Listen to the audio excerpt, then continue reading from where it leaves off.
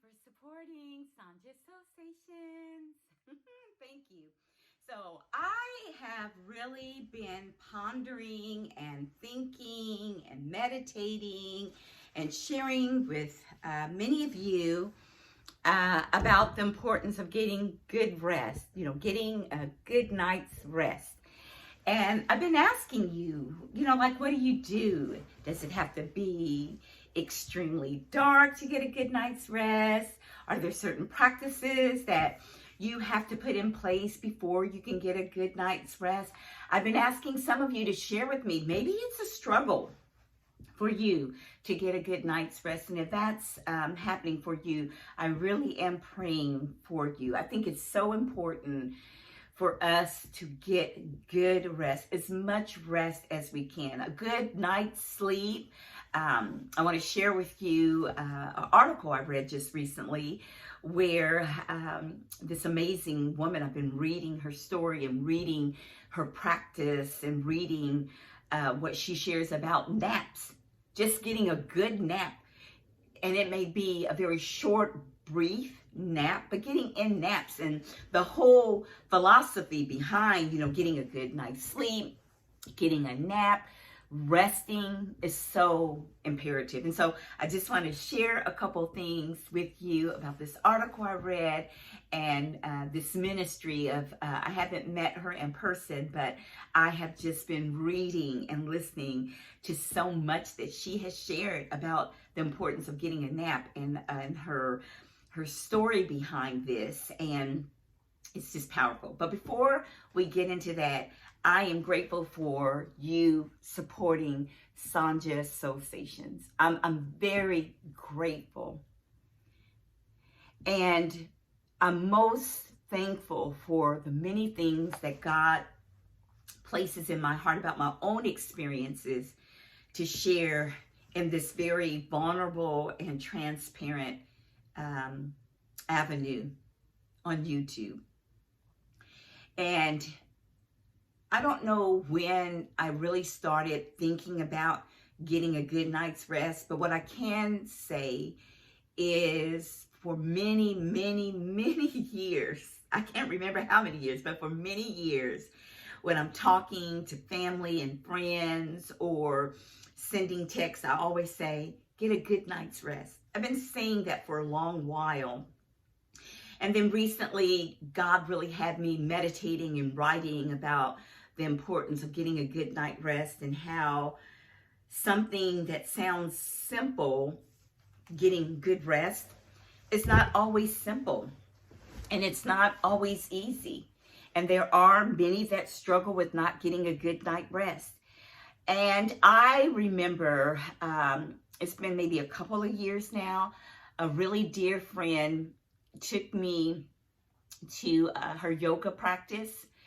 And I remember sharing with her that, I'm not really good at getting in all of the moves and the positions regarding yoga. And I did go to her practice, and I just want to give a shout out to Octavia Rahim and to my good friend Nikki. Thank you for introducing me to that practice. But I remember she said, no, Sonja, it's not like that. And the practice that I went to was about rest. It was about rest. It was me thinking about it even now because so many emotions came up for me that day while I was on my mat. I was in this sacred, safe space, not having to get all the positions right or even knowing all the terminology. I was in this space that I felt was godly, divine, to participate with a community of sisters doing a rest practice. And I remember, actually, I fell asleep. It was so wonderful. And many of you are probably listening now and thinking, you did all that to get good rest? Absolutely. And I did it several times before. And I found that one of the things that Miss Octavia Rahim would share is you know, she would say, if you can't get the position right, or if it doesn't feel good on your body, you know, don't do so much to stress out the body. And one of my favorite positions, I think, is child's play, or the baby position, where you can just kind of be in this baby position and just kind of lay on your back with your feet up in your hands and just kind of swaying. I came to love that yoga practice because that was one that felt comfortable and very restful for me. Warrior. So I am grateful for that. And as I'm thinking about Miss Octavia Rahim and Nikki, I'm grateful for that. But that was another part of getting good rest. Rest, it doesn't have to come at night, as Miss Tricia Hershey shares with us. Getting a nap. You can nap morning, nap in the afternoon. It doesn't have to be a long nap. Just getting your body still, as Octavia and Nikki and Tricia continue to share, and what I've been sharing, just in a different component as the other three women that I mentioned. But getting rest, being still, not feeling as though we have to do everything for everyone and be everything to everyone. It's impossible. So rest is so powerful. So if you get the opportunity, and I'm hoping you will, I want you to look up Tricia Hershey. And she has the Nap Ministry.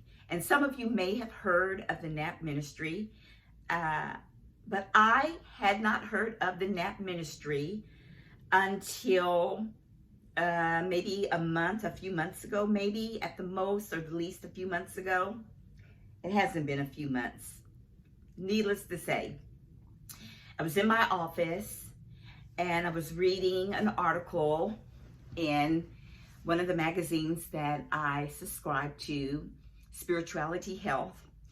And that too was a divine moment, because I thought, I don't have time to read this article or, you know, peruse through this magazine right now. And I stumbled, I'm going to even change that. God led me to Tricia Hershey's article on the Nap Ministry. And when I read that, and I want to just give a shout out to Tricia Hershey. It's spelled H-E-R-S-E-Y, Hershey. Tricia Hershey. When I read that, and I want to give a shout out to you, Tricia. When I read your article, everything in me I was drawn into your article. I was drawn into her article and what she had to say. And it was like the things that I had been sharing about to my family and friends, to get a good rest, to my children. I would always do that when they were younger, you know, get good rest, good rest, slow down. I'm so grateful that in my parenting with my children, and now as my grandchildren, as you can see, I'm getting emotional about that, that I incorporate the importance of just rest and being still and making time for God. That has been so powerful. And so when I read Tricia's article, I learned so much, and she was able to articulate on a whole nother level things that I wasn't even able to put in thought. They were there, but not able to put in thought or process it. So if you get an opportunity, I need you to hear me. Go read her article. You can Google Nap Ministry. You could put in Tricia, T-R-I-C-I-A, Hershey, and I'm praying I'm saying her name correctly, her last name. Type that in, Google that, read about her practice. I just want to lift up a couple things that I found and I find very powerful as we are going to enter into this segment of how are you sleeping? How are you resting? How are you slowing down? How are you creating spaces in your life for rest? So one thing that I found very powerful, she said, in our culture, in America, Western global, It is ingrained in us. It is expected of us. And I hear a lot of young people say this. Gotta grind, like work really hard, overworking ourselves. But Trisha says, no, that's oppressive. She goes on, and I'm not going to go a lot into the article, but she talks about how this is patriarchal, this is capitalism, white supremacy. This is a practice used in our enslaved ancestors to see humans as machines, to produce, grinding, working so hard that you don't sleep. You're staying up hours and hours and hours trying to get your grind on, trying to get that work, trying to get that thing done, that you are missing out on good rest. And she says we need to be intentional about our rest. So I want you to Google Nap Ministry. She's known as the Nap Bishop. I love that. Thank you, Trisha, for that. The article is amazing. There's even on YouTube an interview that she's doing with a young lady that I found powerful, and some of these statements that I mentioned are in this interview that she does. She begins to talk about us reimagining the way we rest. So I want to know what you think about that. Please, in the comments section, please talk to me. Please share with me. I want to know, how are you resting? Are you getting a good night's rest? Are you able, as Trisha says, to be intentional about your rest?